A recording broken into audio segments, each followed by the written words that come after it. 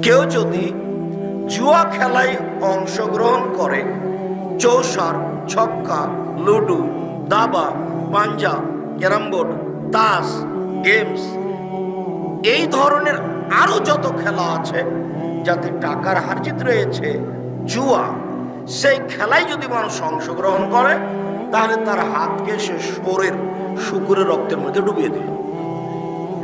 হাদিস মুসলিম। এই কথা মুহাম্মদ সাল্লাল্লাহু আলাইহি সাল্লাম বলেন। তিনি বলেন, ইন্নাল্লাহ হারামাল খামরা ওয়াল মাইসিরা ওয়াল কুবা, নিশ্চয় আল্লাহ তাআলা চিরদিনের জন্য মদ, জুয়া, বাদ্যযন্ত্র, ডুবি তবলা, হারমোনিয়াম, সেতারা, দোতারা, যত বাদ্যযন্ত্রের মাধ্যম আছে চিরদিনের জন্য হারাম। অত্র হাদিসে রাসূল সাল্লাল্লাহু আলাইহি সাল্লাম তিনটে জিনিসকে হারাম শব্দ উল্লেখ করে ঘোষণা করেন। তার একটা হচ্ছে জুয়া খেলা। জুয়া খেলা চিরদিনের জন্য হারাম, এই কথা মুহাম্মদ সাল্লাল্লাহু আলাইহি সাল্লাম বলেন। উল্লেখ্য যে দুনিয়াতে দুটি পাপ আছে, মানুষ করেনি তবুও পাপী, যা আপনাদের একাধিক দিনের বলাতে অবগতিতে আছে বলে আমার ধারণা। দুই শ্রেণীর পাপী মানুষ আছে, ও পাপ করেনি তবুও পাপী। তার এক শ্রেণীর মানুষ হচ্ছে, কোন মহিলা যদি সাজগোজ করে পুরুষের পাশ দিয়ে হাঁটে তাহলে সে ব্যভিচারিণী, ব্যভিচারিণী, ব্যভিচারিণী।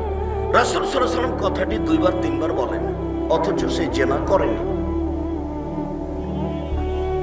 এরপরেও রাসূল সাল্লাল্লাহু আলাইহি সাল্লাম বলছেন যে সাজগোজ করে পুরুষের পাশ দিয়ে হাঁটলো, এই জন্য ও ব্যভিচারিণী, ব্যভিচারিণী, ব্যভিচারিণী। এ কথা মুহাম্মদ সাল্লাল্লাহু আলাইহি সাল্লাম বলেন। তিনি আরো বলেন, কেউ যদি কাউকে বলে আসো জুয়া খেলি, লাউকা মেরোকা, লাউকা মেরোকা, এই হাদিসটা বুখারীতে কয়েকবার এসেছে। কেউ যদি কাউকে বলে যে আসো জুয়া খেলি, তাহলে তাকে 10 জন ফকিরকে 100 কেজি করে চাউল জরিমানা দিতে হবে। অবাক পাপ, ও খেলেই, তার নাম জুয়া। প্রত্যেক যে খেলাতে টাকার হারজিত রয়েছে সেটাই হলো জুয়া। জুয়া কোনো নির্ধারিত খেলার নাম নয়। পৃথিবীতে যেখানে, যেই স্থানে, যখন 50 বছর আগে, 5000 বছর আগে, 50 বছর পরে, 5000 বছর পরে যেই খেলা দেখা দিবে, সেই খেলাতে টাকার হারজিত রয়েছে সেটাই হলো জুয়া। প্রত্যেক যেই খেলাতে টাকার হারজিত আছে সেটাই হলো জুয়া। এখন দেখা যায় আন্তর্জাতিক খেলায় টাকার হারজিত আছে কিনা। আন্তর্জাতিক খেলায় শুধু টাকা নয়, বিলিয়ন বিলিয়ন ডলার খরচ আছে, ট্রিলিয়ন ট্রিলিয়ন ডলার খরচ আছে। কোটি কোটি টাকা মানুষ নির্দ্বিধায় খরচ করে চলেছে এই খেলাকে লক্ষ্য করে। সারা পৃথিবীর এক শ্রেণীর মানুষ, হাজার লাখ জনগণ, পুরুষ নারী কাতারে গিয়ে অবস্থান করছে, বাসা ভাড়া নিয়ে, বাড়ি ভাড়া নিয়ে দিন কাটাচ্ছে, যা আপনারা বিভিন্নভাবে অবগত আছেন। এরপরেও যদি এই খেলা না জায়েজ, না হারাম না হয়, তাহলে কোনটা খেলা জায়েজ হয়? উল্লেখ হচ্ছে সারা পৃথিবী জুড়ে যত ফেস্টন, মানুষ ফেস্টনের জন্য কাপড় কিনেছে, এর দাম কত হতে পারে? উল্লেখ্য যে সারা পৃথিবী জুড়ে আপনার ওই পতাকার জন্য যত কাপড় কিনেছে তার দাম কত হতে পারে?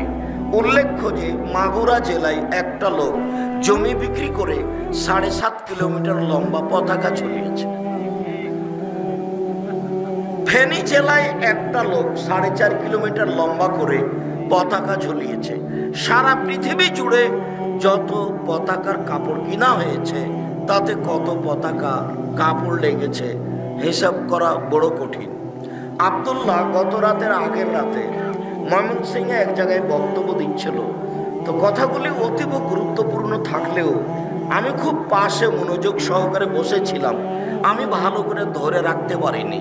তার একটা কথা আমার খুব স্মরণে লাগে, সেটা হচ্ছে যে আমরা লন্ডনে থাকি, তো রাস্তায় যাতায়াত করছি, বিশ্ববিদ্যালয়ে যাচ্ছি, কিন্তু এই ব্রাজিল, আর্জেন্টিনা, এরা ইহুদি খ্রিস্টান, এরা খেলছে, এই দেশের লোক কেউ খেলার কথা জানে, তাদের কর্ম বন্ধ করে তারা খেলা দেখছে, এটা কিছু বোঝা গেল না। অথচ বাংলাদেশের অক্সফোর্ড হচ্ছে ঢাকা বিশ্ববিদ্যালয়, সেখানে বিশাল ফেস্টন দিয়ে হাজারো লাখো পুরুষ নারী বসে দেখছে, হইচই করছে। তাহলে আসলে ঘটনা উল্টা বলল আলোচনায়, যে ঘটনা হচ্ছে ইহুদি খ্রিস্টান মুসলমানকে পশু প্রাণী মনে করে, তাই বিনোদন দিয়ে রেখেছে, বিনোদন। এরা সব জায়গাতেই তাই করে। এরা যখন লন্ডন আমেরিকায় যায় তখন এরা পুশ আপ করে, এদের কোনো বড় কাজ নয়। আব্দুল্লাহর বক্তব্যতে আরেকটা ছিল যে এই যে পদ্মা সেতু হলো, পদ্মা সেতুতে যারা বড় ইঞ্জিনিয়ার তারা বাহিরের, আর যারা ইট বহন করে তারা দেশের। ইট বহন করতে একটু দেরি হলে পাছায় লাথি মারে, যে লাথি মারে তারই পতাকা তুমি ঝুলিয়েছ তোমার মোটর সাইকেলে আছে। তোমাকে আমি কোনোদিন মানুষ মনে করিনি, তোমাকে আমি গরু ছাগল পশু প্রাণী মনে করেছি। আর এর জন্য তোমার মা আর তোমার বাপই দায়ী। তুমি যাকে মা বলেছ, আমি একে মা বলিনি, আমি বলেছি তোমার এটা খালা, আমি এটা তোমার সৎ মা বলেছি, শতদিন বলেছি। এখন তোমার মাথায় এইভাবে একটা ছাতা চুল আছে, উপরে একটু রেখেছ, চতুর্দিক চেঁচে রেখেছ। তুমি কি জানো এটা কার ছাটা, কার চুল? তুমি কি জানো এটা যার পতাকা তোমার মোটর সাইকেলে আছে, বাড়িতে আছে, তুমি কি জানো সে কে? সে কে 2 মিনিট পরে বলি, এইটা আগে কথা শেষ করি। উল্লেখ্য যে সারা পৃথিবীর মানুষ এই খেলাকে লক্ষ্য করে হাততালি দিচ্ছে। হাততালি দেওয়া ইহুদি খ্রিস্টানদের নীতি চরিত্র। সারা পৃথিবীর লাখো কোটি নারী এই খেলাকে লক্ষ্য করে নাচছে। সারা পৃথিবীর বহু মানুষ এই খেলাকে লক্ষ্য করে 2 ভাগ হয়েছে। ওরা বলছে যদি আমার দল পরাজয় হয় তাহলে আমি আত্মহত্যা করব, আর এরা বলছে আমাদের দল পরাজয় হলে আমরা গরু জবাই করে খাওয়াবো।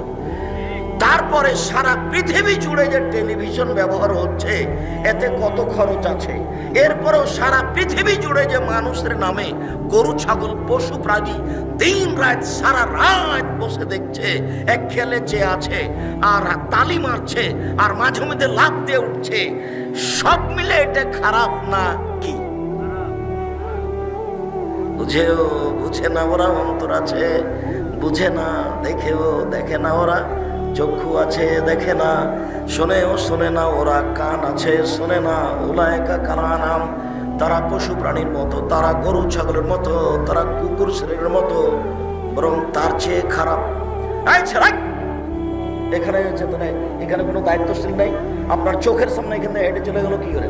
আমি বক্তব্য তোমরা উঠে যাবো যদি আপনার দায়িত্ব পালন না করতে পারেন।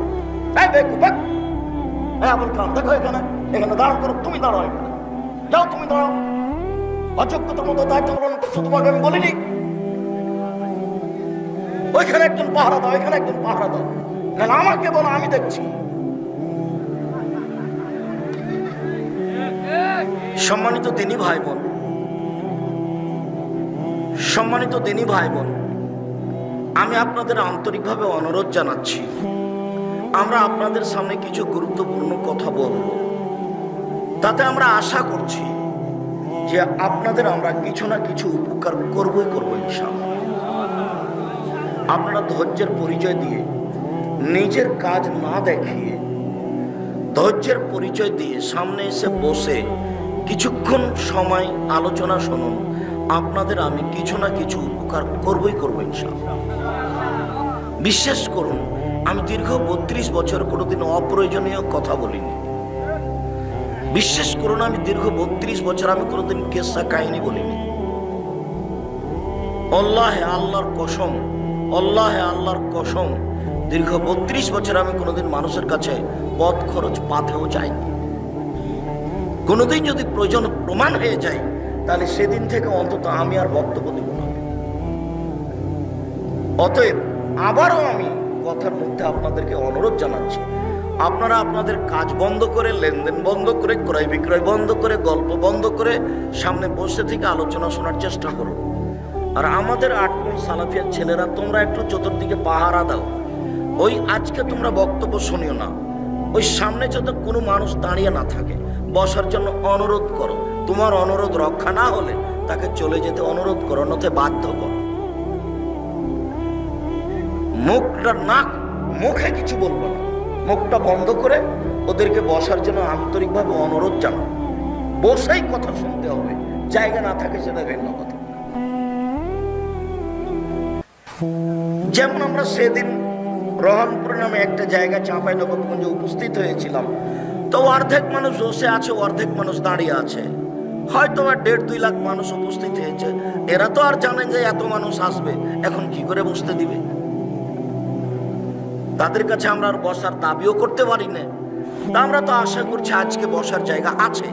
অতএব আমি আপনাদের কাছের মানুষ, আপনাদেরকে আমি খুব ভালোবাসি, আমি আপনাদেরকে কষ্ট দিতে চাইনি। দয়া করে আপনাদের কাজকর্ম বন্ধ করে খুব ধৈর্যের পরিচয় দিয়ে এক খেয়ালে বসে থাকুন, আমি আপনাদের কিছু না কিছু উপকার করবই করবো ইনশাআল্লাহ। সম্মানিত দিনী ভাই বোন, এইটুকু বলার পরে একটু সামান্য পরিচয় দিই। ইহুদি খ্রিস্টান, ইহুদি খ্রিস্টান জন্মসূত্রে মুসলমানের চরম বিরোধী। এই ব্যাপারে আল্লাহ তাআলা বলেন, লান তারজা আনকাল ইয়াহুদান নাসারা হাত্তা তাত্তাবিআ মিল্লাতাহুম। মুহাম্মদ সাল্লাল্লাহু আলাইহি সাল্লাম, ইহুদি খ্রিস্টান আপনাকে কোনোদিন মানবে না, কখনো মানবে না। আপনি ইহুদি হন তাহলে মানবে, আপনি খ্রিস্টান হয়ে যান তাহলে মানবে, আপনাকে কোনোদিন তারা মানবে না। ওরা ইহুদি, ওরা খ্রিস্টান।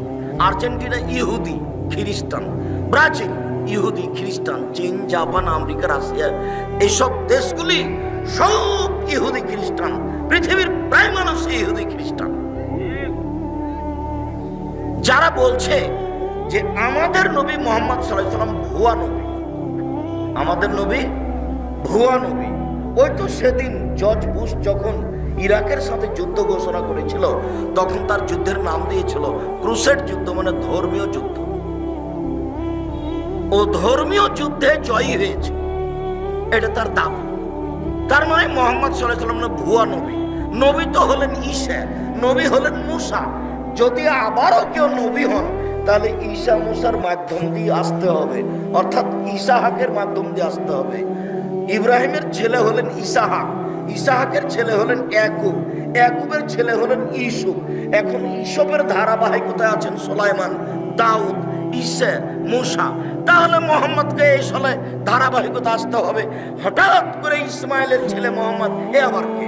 তারা এখনো মানেনি, কিয়ামত পর্যন্ত কোনোদিন মানবে না। এই ছেলে বোকা ছেলে, তোমারই প্রিয়াতে মোটরসাইকেলে ব্রাজিলের পতাকা আছে, ও যদি তোমাকে কাছে পায়, তোমার কথা বলছি তোমাকে, ও যদি তোমাকে কাছে পায় তাহলে 3 বালতি পায়খানার গু তোমার মাথায় চাপিয়ে দেবে। তোমার নবী হলো তার কাছে ভুয়া নবী, আর তুমি হলে তার কাছে গরু ছাগল পশু। তুমি যাও লন্ডন আমেরিকায় কাজ করতে, এইভাবে তোমার কাজের কথা বলবে, লাথি মেরে।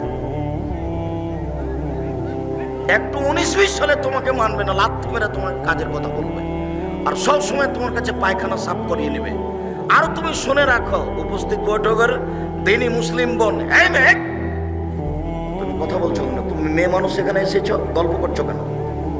ক্লাস 10-এ পড়ো, পাঞ্জার পাঞ্জার চুল দেখিয়ে এদিক ওদিক ঘুরে বেড়াচ্ছ, জাতিকে পাপি করে জান্নাত কিনতে চাও, এরকম করছো কেন? মুখ বন্ধ করো। উপস্থিত বৈঠকের মুসলিম বোন, আপনাকে অনুরোধ করছি, আপনি মুখ বন্ধ করে বসে থাকেন। আর একজন মহিলা যদি আপনার গায়ের উপর দিয়ে চলে যায়, তবু আপনি মুখ খুলবেন না, একবারে চুপচাপ মুখ বন্ধ করে বসে থাকেন। আপনি আমার দিনী বোন, আপনাকে আমি অনেক ভালোবাসি, আপনার আমি কিছু না কিছু উপকার করবই করবো ইনশাআল্লাহ। আপনি একটু ধৈর্যের পরিচয় দিয়ে বসে থাকুন। এই ছেলে, তোমাকে আগে বলি, তোমার কথাটাই বলি, তোমার বোন ওখানে মাথায় কাপড় না দিয়ে বসে আছে কেন? এই জন্য যে এটা তোমার মা নয়, এটা তোমার খালা। তুমি বিশ্বাস করো, আমি প্রমাণ করবো এটা তোমার মা নয়। দেখি তুমি কেমনে তাকে মা প্রমাণ করো। তোমার কথাটা আগে বলি, তারপরে আমরা আলোচনার এই অংশের মাঝামাঝিতে আছি। এই অংশ ছেড়ে আমরা আমাদের বিষয়ে আলোচনায় যাব। আগে প্রমাণ করি যে তোমার এটা মা নয়।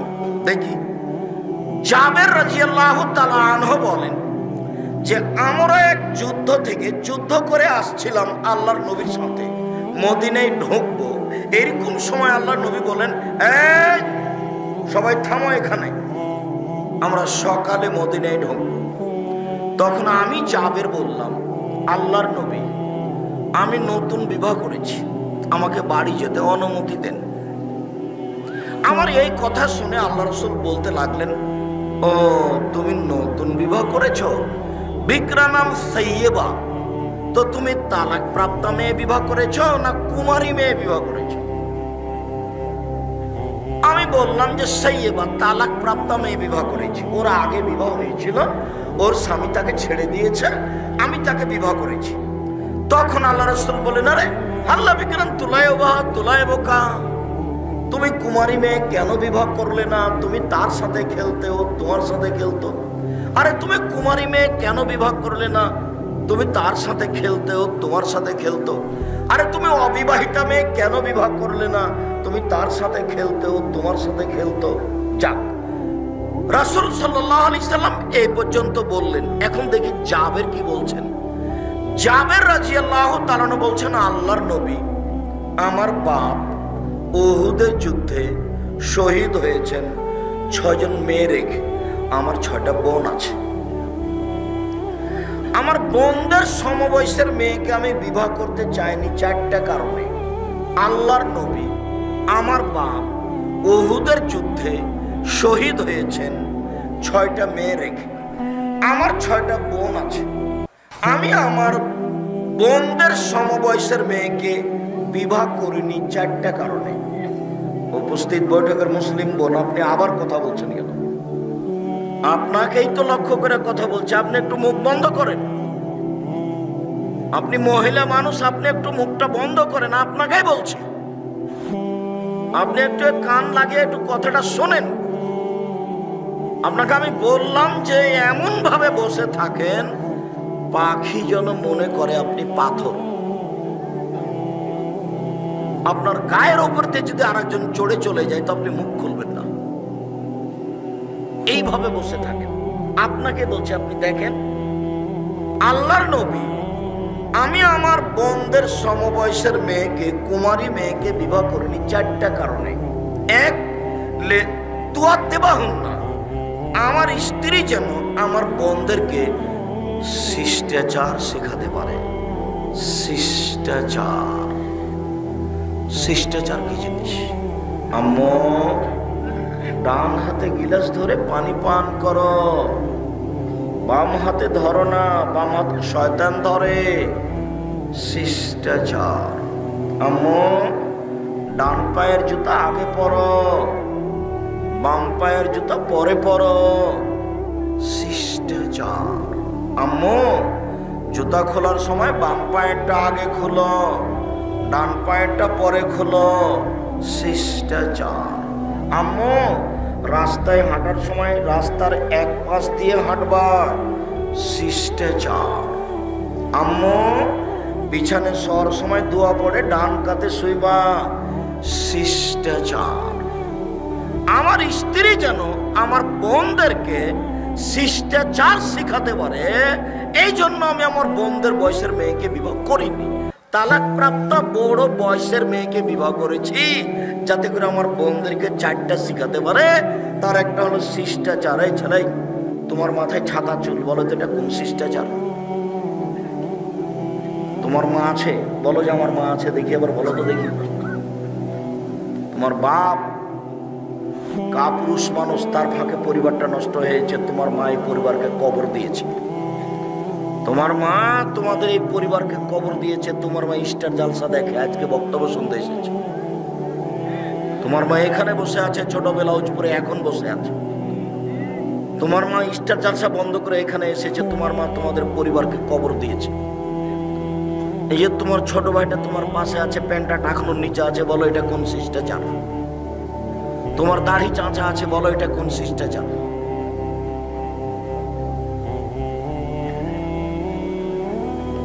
কোন শিষ্টাচার তোমার মা শিখায় তোমাকে? কোনটা শিষ্টাচার? এটা কোনটা?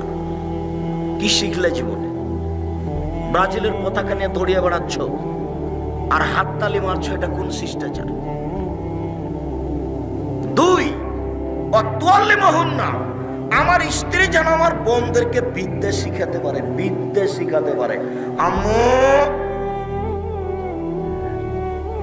জোহরের 4 রাকাত ফরজ সালাত পড়তে হয়, আগে 4 রাকাত, পরে 2 রাকাত, 6 রাকাত সুন্নাত পড়লে জান্নাতে ঘর বানানো হয়। আম্মু জোহরের আগে 4 পরে 4 8 রাকাত সুন্নাত পড়লে জাহান্নাম হারাম হয়ে যায়। আমার স্ত্রী যেন আমার বোনদেরকে বিদ্যা শিখাতে পারে।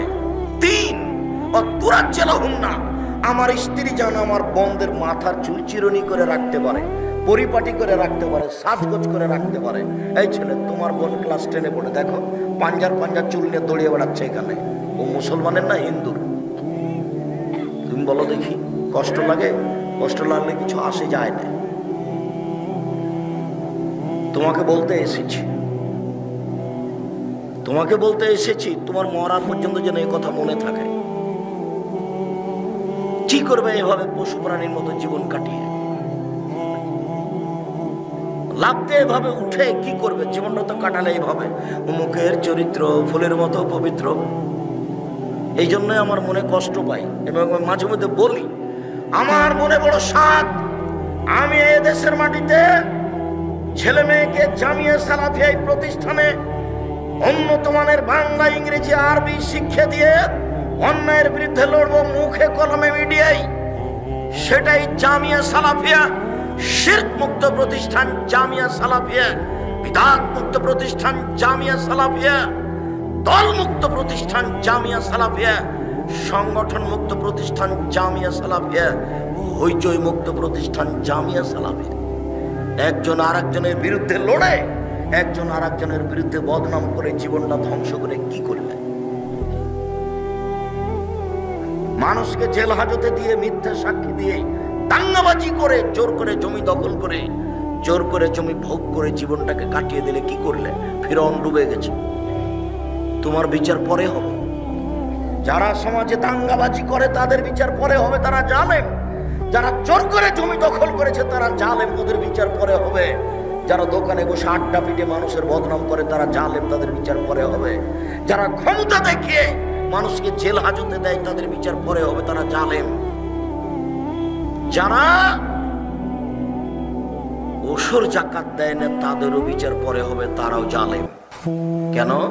ওরা ফকিরের টাকা মেরে খেয়েছে।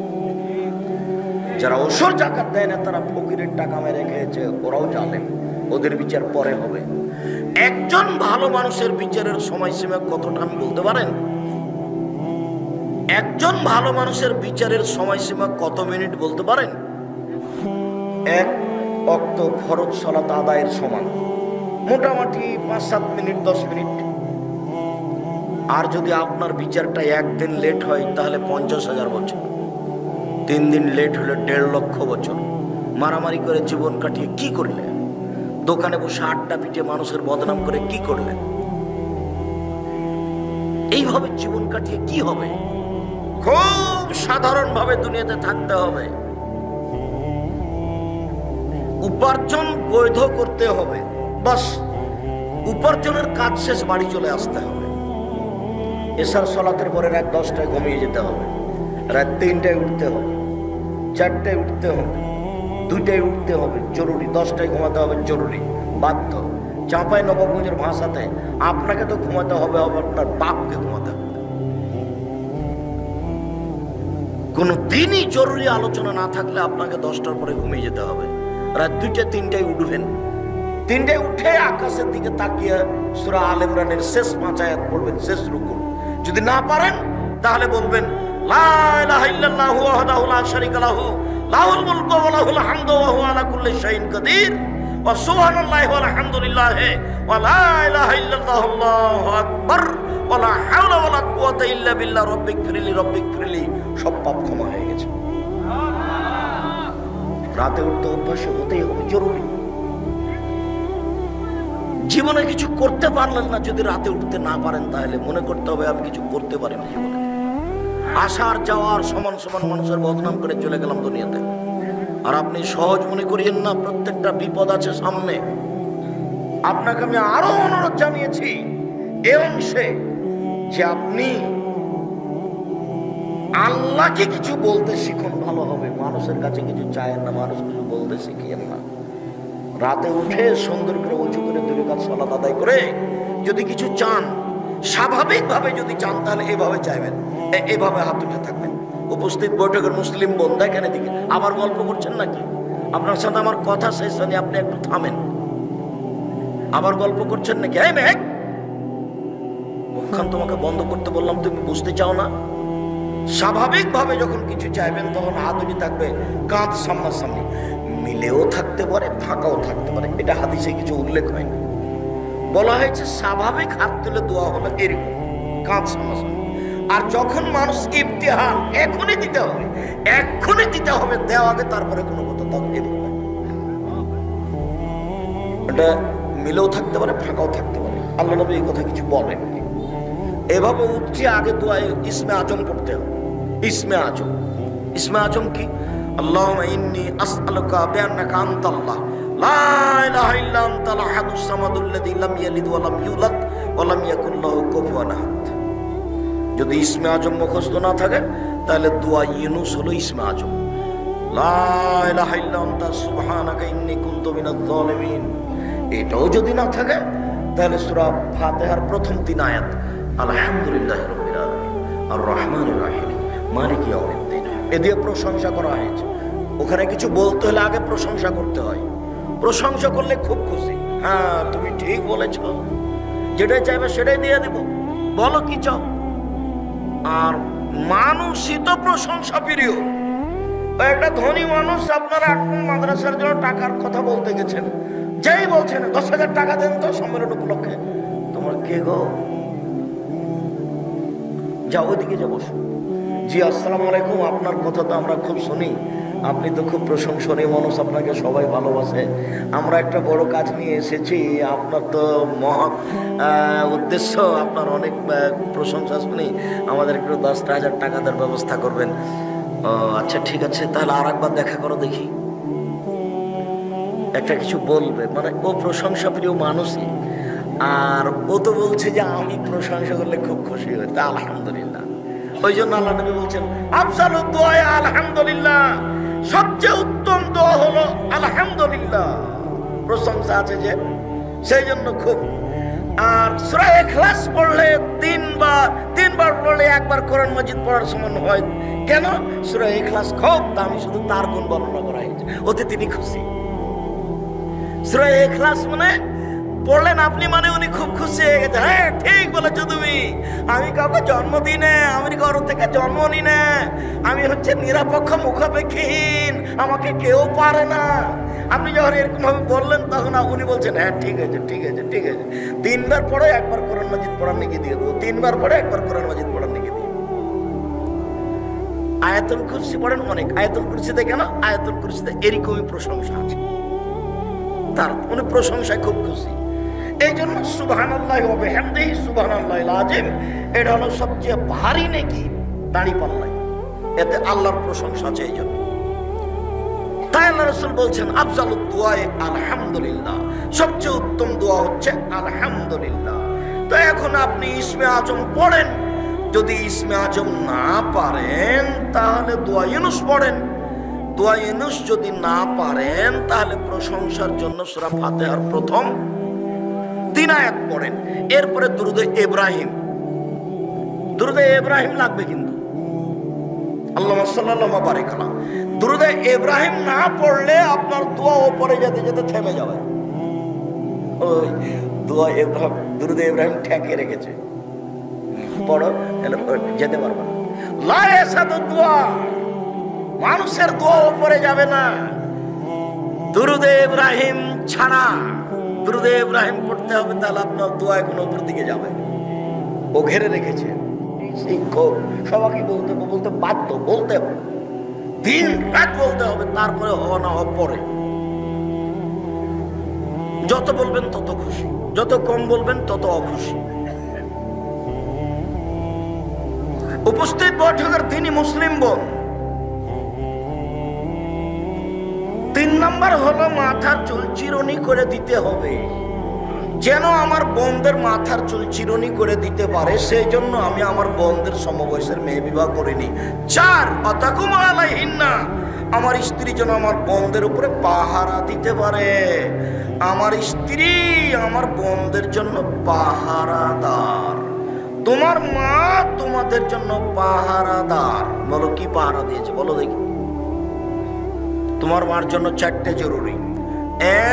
1 শিষ্টাচার, 2 বিদ্যা, 3 চিরুনি, 4 পাহারাদার।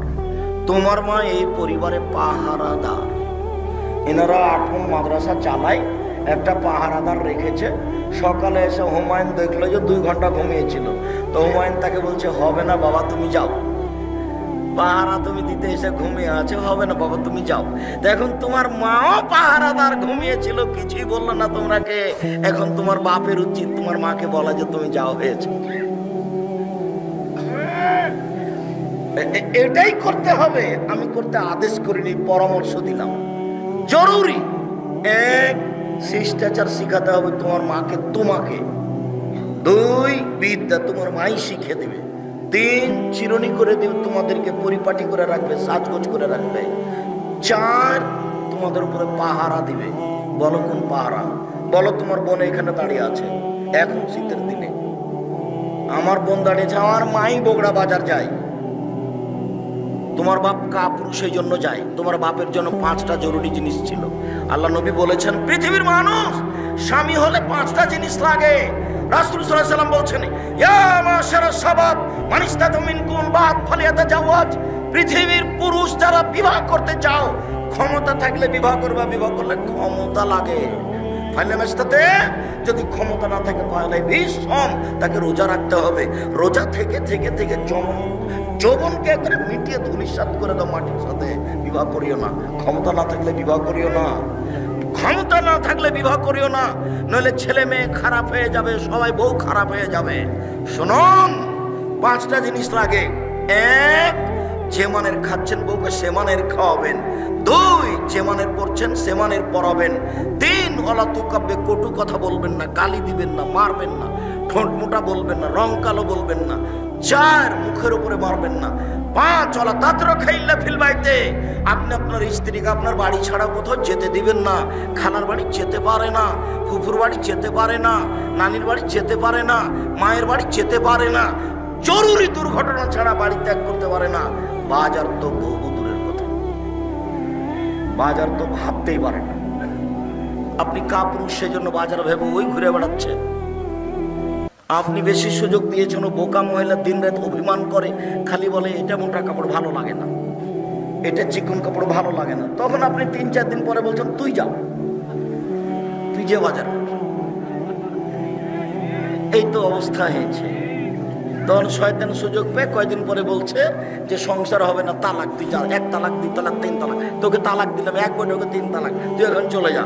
পরের দিন ভুল ভেঙেছে, কি করা যায়, ছেলে মেয়ে 3টে, তো কি করা যাবে? তখন হানাফি মাদ্রাসাতে গেছে, আপনার ইয়েতে কি যেন জামিল মাদ্রাসায়, তো বলছে 1 রাতের জন্য বিবাহ দিতে হবে। এরও হলো না, খারাপ হয়ে গেল, চলো আব্দুর রাজাক সাহেবের কাছে, নাহলে 8 মাদ্রাসায় যাই।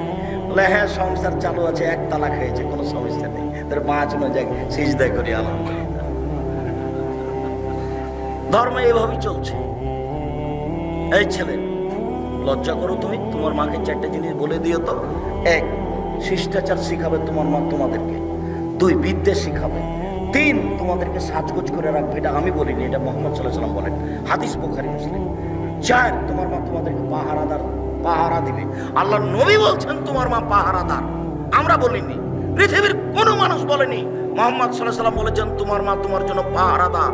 বলো তোমার মা কি পাহারা দেয়, বলো তোমার বোনের তোমার মা কি পাহারা দিল। তোমার মা তোমাদের এই পরিবারকে কবর দিয়েছে।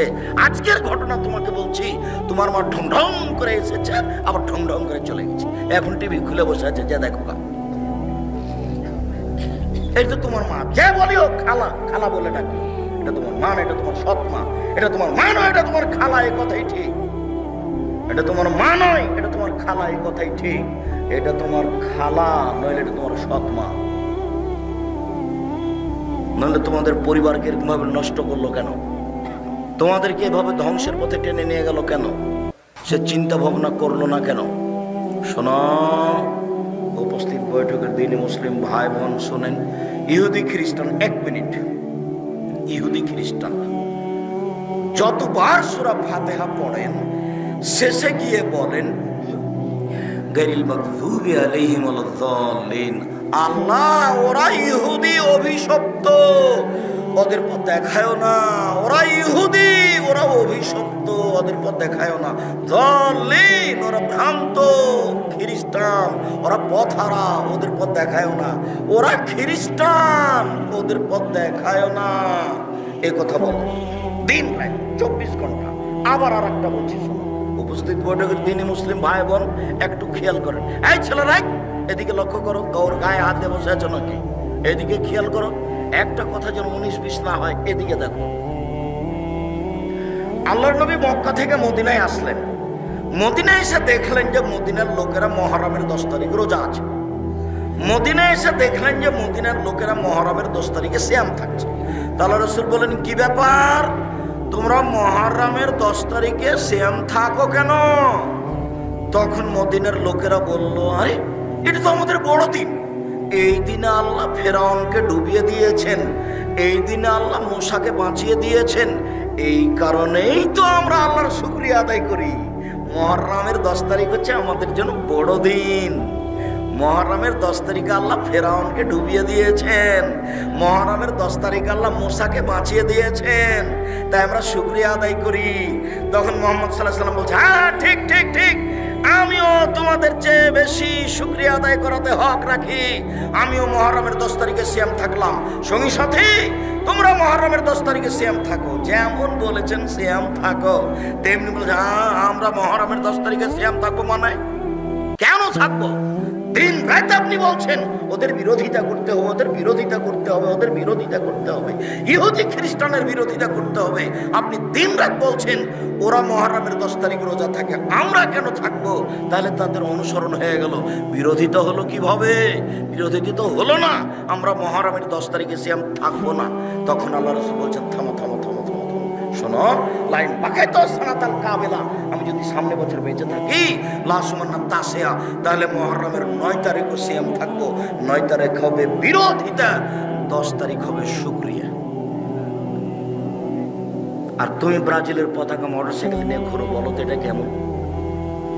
তোমাকে দেখলাম আর বুক ফেটে যায়, তুমি মুসলমানের ছিল, আমি কিছু করতে পারি না।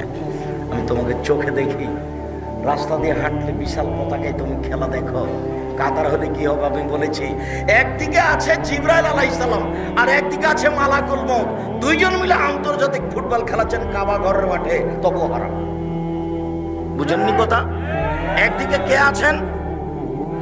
জিবরাইল আলাইহিস সালামের, একদিকে কে আছেন? মালাকুল মউত। খেলছেন কোথায়? কাবা ঘরে, তবু হারাম। তুমি বললে কাতার, সেই জন্য তোমাকে কথা বললাম। সারা দেখাই 1 মিনিটই ছিল, তোমাকে যে বারবার বলছি যে এক খেলে চেয়ে থাকো। দেখো এদিকে, এদিকে দেখো। জিবরাইল যখন আল্লাহ ইবলিসকে বললেন, এই ইবলিস সর সর সর, তুই হচ্ছে রাজিম, বিতাড়িত, এখানে থাকতে হবে না, চলে যা। তখন ইবলিস বলছে, আচ্ছা আচ্ছা ঠিক আছে, আমি চলে যাব, তবে আমার 2টা কথা। এক, কিয়ামত পর্যন্ত বেঁচে থাকার সুযোগ দিতে হবে। দিলাম। 2, আদম সন্তান কিভাবে জান্নাতে যায় সেটা আমি দেখে ছেড়ে দেব। তোমার মর্যাদার কসম, তোমার ইজ্জতের কসম, আল্লাহ তোমার সম্মানের কসম, ইবলিস আমি চিরদিনের জন্য আদম সন্তানকে পথ ভুলিয়ে জাহান্নামে নিয়ে যাবই যাব, এই কথা বলে চলে যাচ্ছে ইবলিস। তখন আল্লাহ বলছেন, ওয়া ইজ্জতি ওয়া মাকানি ওয়া ইরতিফায়ে জালালি, আমি আমার মর্যাদার কসম করে বলছি, আমি আমার ইজ্জতের কসম করে বলছি, আমি আমার সম্মানের কসম করে বলছি, আদম সন্তান যতবার ক্ষমা চাইবে আমি ততবার ক্ষমা করে দেব। আদমের ছেলে মেয়ে তোমরা যেভাবে ডাকো আমি সেভাবে থাকি, তোমরা যেভাবে আশা পোষণ করো সেভাবে আমি পূর্ণ করে থাকি।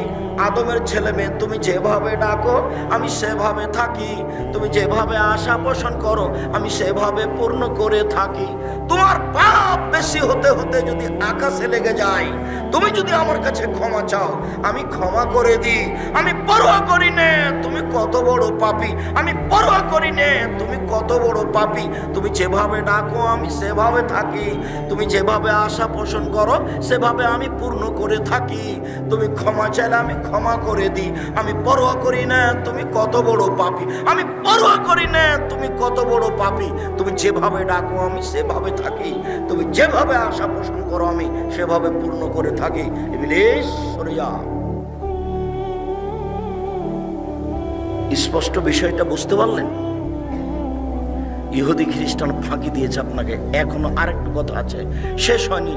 আল্লাহর নবী এবার আফসোস করে একটা কথা বলছেন, এবার শুনেন। এই ছেলে, তোমার তো লজ্জা বুদ্ধি নেই, তুমি আফসোস কি দেখাবা? দেখো মুহাম্মদ সাল্লাল্লাহু আলাইহি ওয়াসাল্লাম আফসোস করে বলছেন, আমি আফসোস করে আমার উম্মতের উপরে দুঃখ পোষণ করে বলছি, আমার উম্মত অন্যায় পাপ করার ব্যাপারে ইহুদি খ্রিস্টানদের সাথে মিশে যাবে। ডান হাতের বিঘত যেমন বাম হাতের সমান, ডান হাতের বিঘত যেমন বাম হাতের সমান, এটা যেমন সমান সমান, আমার উম্মত অন্যায় পাপ করার ব্যাপারে ইহুদি খ্রিস্টানদের সাথে মিশে যাবে সমান সমান।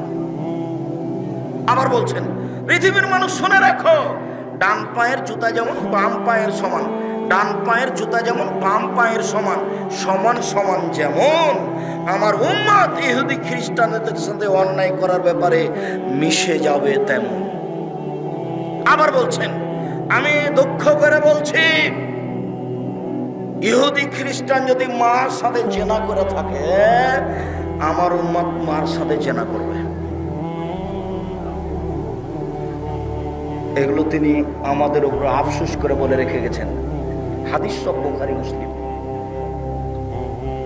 আর আমরা তার পতাকা নিয়ে ঘুরছি। এখন তুমি বুঝো যুবক, তোমার যদি একটু হিতাহিত জ্ঞান থাকে, তোমার যদি সামান্য তোমার হিতাহিত জ্ঞান থাকে, তাহলে তুমি ব্রাজিলের পতাকা মোটরসাইকেলে কেন এখনই ফেলে দিয়ে পেশাব করে যাবা, পেশাব করে দেব। আমি তোমার সামনে থুথু দিয়ে দিলাম। সম্মানিত দিনী ভাই বোন, সম্মানিত দিনী বোন, আপনাকে আমি আবারও অনুরোধ জানিয়ে সামনের দিকে চলে গেলাম। অনেক আফসোস আপনার উপরে থেকে গেল। পরিবার আপনি নষ্ট করেছেন, পরিবার আপনি ধ্বংস করেছেন। আল্লাহর কাছে ক্ষমা চেয়ে পরিবারকে সুন্দর করার চেষ্টা করেন। আপনি চেষ্টা করলে কিছু আগাতে পারবেন ইনশাআল্লাহ। আমি আপনাকে দোয়ার কথা বলে গেলাম, দোয়া করে পরিবারের জন্য আল্লাহকে বলেন, এবং আপনি যা করেছেন করেছেন, এখন ঠিক হয়ে যান। আপনি 4টা কাজ করেন, আপনার জন্য জান্নাতের সব দরজা খোলা। যদিও রাসূল সাল্লাল্লাহু আলাইহি ওয়াসাল্লাম বলছেন, জাহান্নাম বলতে নারী আর নারী, জাহান্নাম বলতে নারী আর নারী, জাহান্নাম বলতে নারী আর নারী, জাহান্নামের অধিকাংশই নারী। এরপরেও মুহাম্মদ সাল্লাল্লাহু আলাইহি ওয়াসাল্লাম বলেছেন, মহিলারা যদি 4টা কাজ করতে পারে, জান্নাতের সব দরজা খোলা। যদি 4টা কাজ করতে পারে, জান্নাতের সব দরজা খোলা। 1, 5 ওয়াক্ত সালাত, 2, রমজান মাসে সিয়াম রোজা, 3, স্বামীকে মেনে চলা, 4, জেনায় লিপ্ত না হওয়া। আব্দুর রাজাক সাহেব, একটু শোনেন। আমরা আটমল এলাকার মহিলা, আমরা গ্রামের নারী মহিলা, আমরা প্রথম 3টা কাজ করতে পারি। 1, 5 ওয়াক্ত সালাত আদায় করি, 2, রমজান মাসে সিয়াম থাকি, 3, আমরা জেনায় লিপ্ত হই না, জেনা করি না, 4, তবে স্বামীকে মেনে নিতে পারি না। কেন? স্বামীর মুখ খারাপ, ও খালি গালি দেয়, ও খুব খুব গালি দেয়, আর ও খালি বড় মোবাইলে ল্যাংটা মেয়ে দেখে, ওকে সহ্যই করতে পারি না। ওর চাল চলন, ওর চরিত্র আমার কাছে এত খারাপ যে রান্না বান্না হলে আমি মেয়েকে বলি যে তোর বাপকে খাবার দিয়ে, আমি যেতে পারি না। বৌমাকে বলি তোমার শ্বশুরকে খাবার দিয়ে আসো।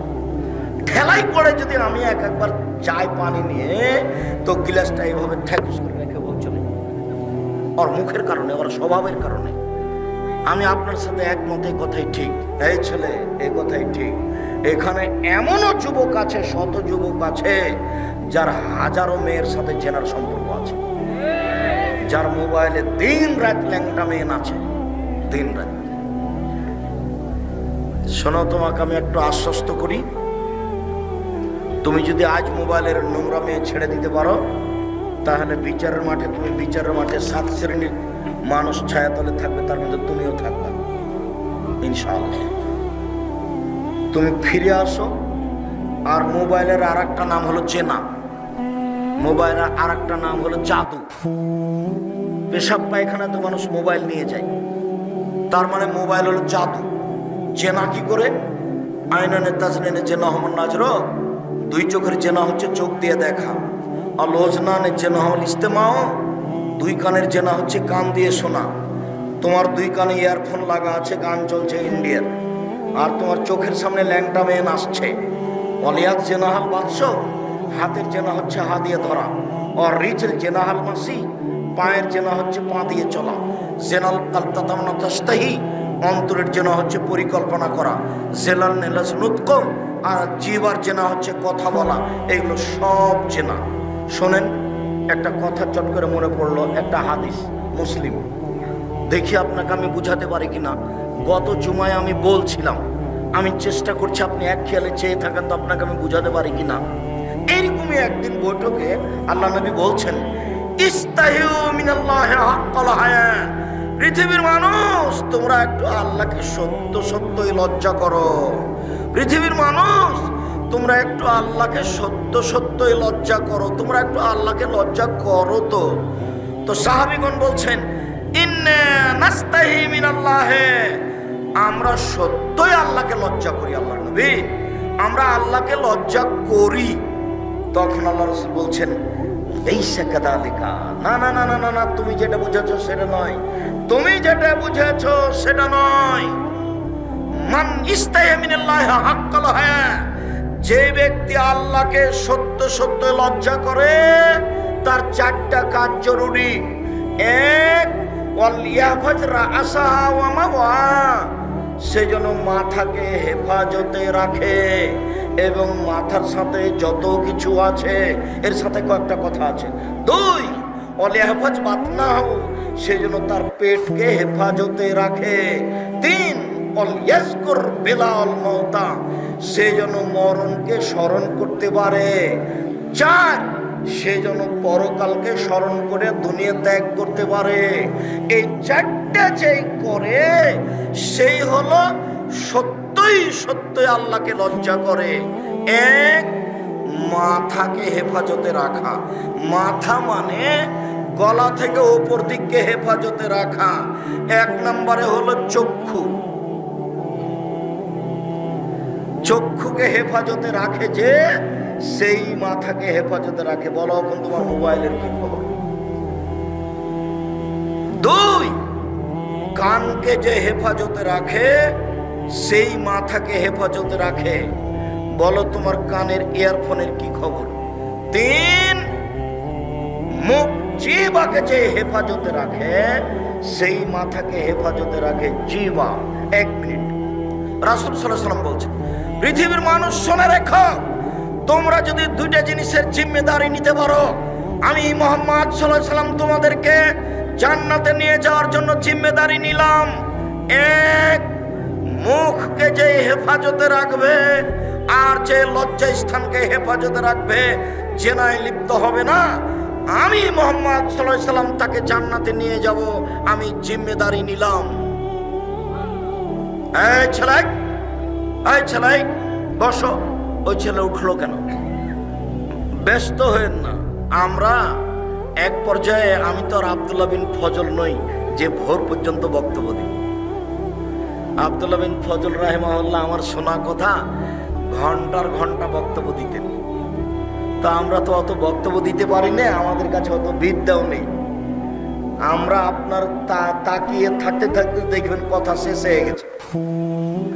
তা আল্লাহর নবী যে বললেন যে মাথাকে হেফাজতে রাখতে পারে সেই আল্লাহকে সত্য সত্যই লজ্জা করে।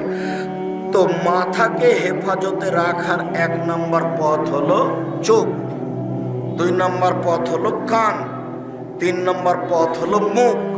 আল্লাহ রাসূল বলছেন, সঙ্গী সাথী বলতে পারো মানুষকে পিছন দিক থেকে ধাক্কা মারে জাহান্নামে নিক্ষেপ করে কি সঙ্গী সাথী বলতে পারো? মানুষকে পিছন দিক থেকে ধাক্কা মারে জাহান্নামে নিক্ষেপ করে কি সঙ্গী সাথী বলতে পারো? মানুষকে পিছন দিক থেকে ধাক্কা মারে জাহান্নামে নিক্ষেপ করে কি? এ কথা বলতে বলতে বলছেন ফাঁকা জেলে সানাও, জিভাটা ধরে নিচ্ছেন, জিভা মানুষকে পিছন দিক থেকে ধাক্কা মারে জাহান্নামে নিক্ষেপ করে। মুখকে যে কন্ট্রোলে রেখেছে সেই সত্য সত্য আল্লাহকে লজ্জা করেছে। শুনুন, আল্লাহ নবী বলছেন বাঁচার পথ তিনটে, তার একটা হলো মুখ কন্ট্রোল রাখা। যে মুখকে কন্ট্রোলে রেখেছে, হেফাজতে রেখেছে, সেই জান্নাতে যাবে, সে বেঁচে গেছে। দুই, পেটকে হেফাজতে রাখা মানে হারাম না খাওয়া।